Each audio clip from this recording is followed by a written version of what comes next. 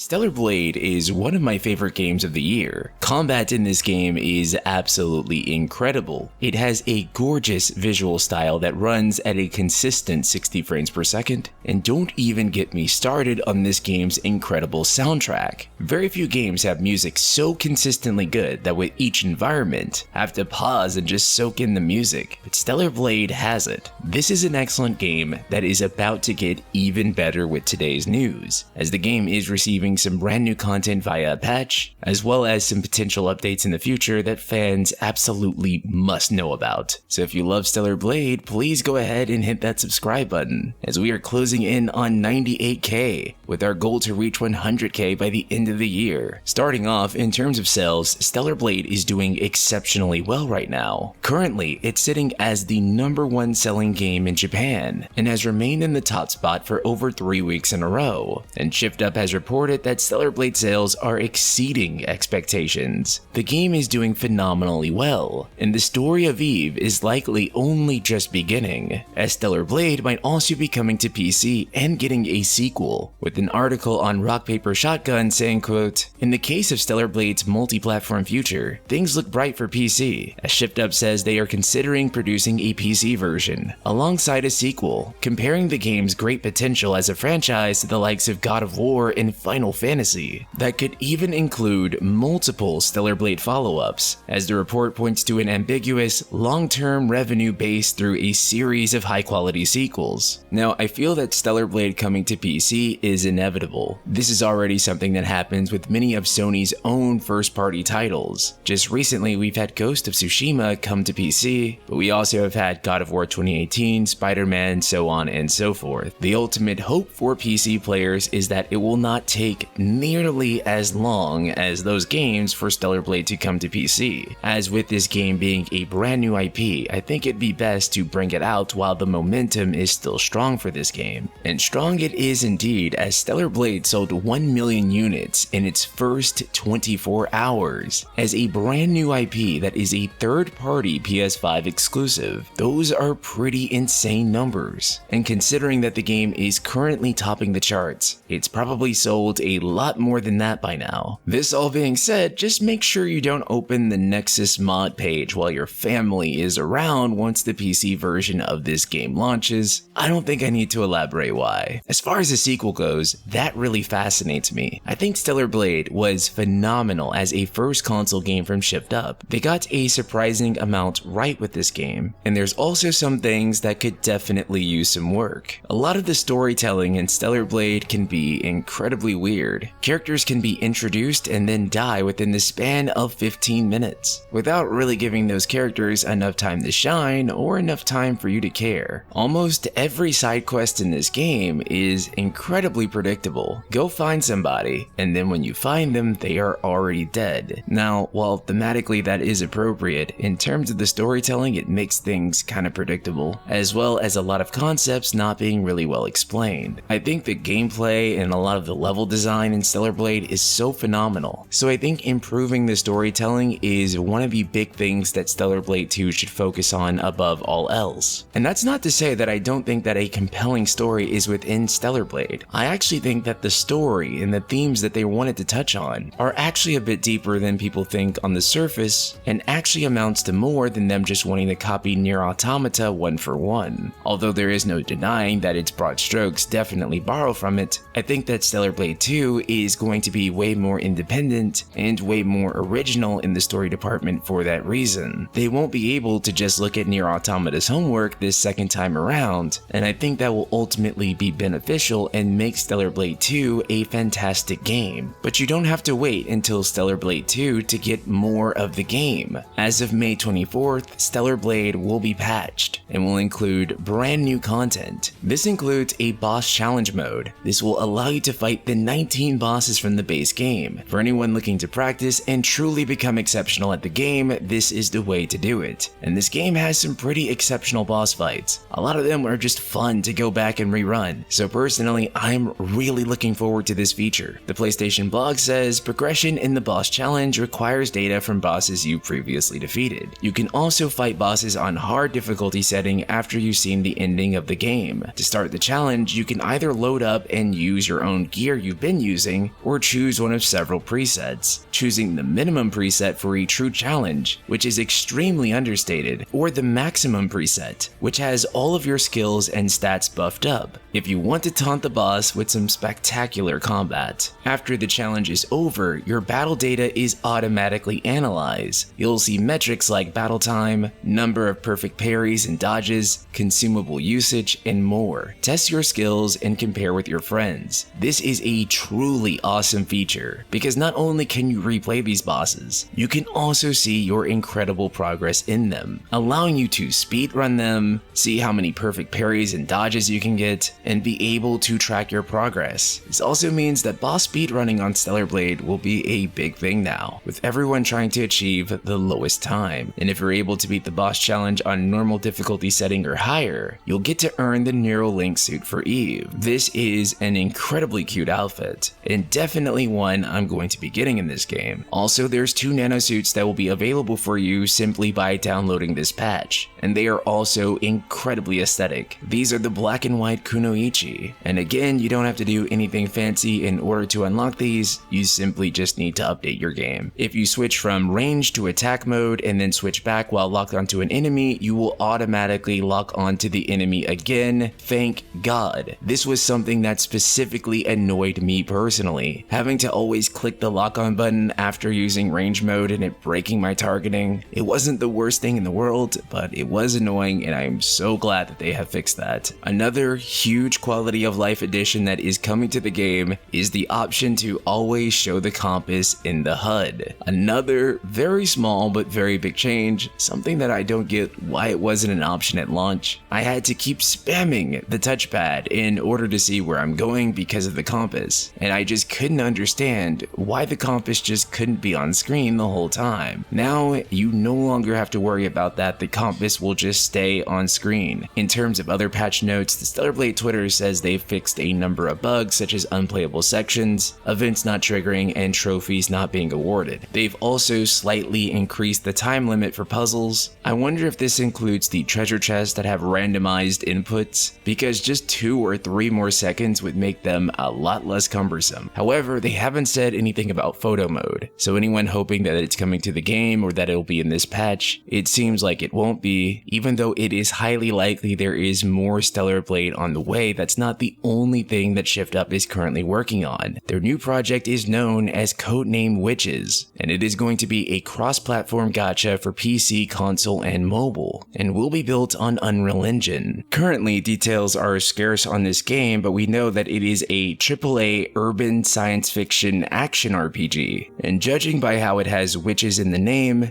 as well as all of Shift Up's previous projects, you can assume that this game is going to revolve around beautiful heroines. After all, what gacha game doesn't? Considering that this is an action RPG, it'll be really interesting to see how their experience with Stellar Blade goes into making this game. I don't normally play gachas, but if combat is anywhere near as good as Stellar Blade as an action game, you can already sign me up. Let me know what excites you the most about all of this upcoming Stellar Blade news, whether it's the PC port, the sequel, or even just the patch content we're going to be getting this week. And I will see you all in the next video. Later, guys.